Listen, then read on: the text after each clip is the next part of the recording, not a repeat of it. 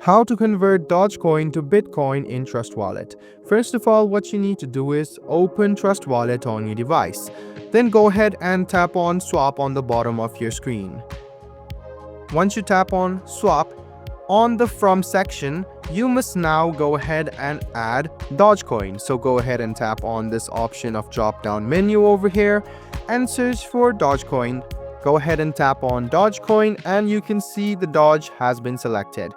The next step is to select any Bitcoin. So you can just go ahead and search for any Bitcoin over here. So go ahead and tap on Bitcoin and you can now select the amount. Once you select the amount, you can see the conversion rate on USD as well. And you can see if the input entered is low, the process will not be done.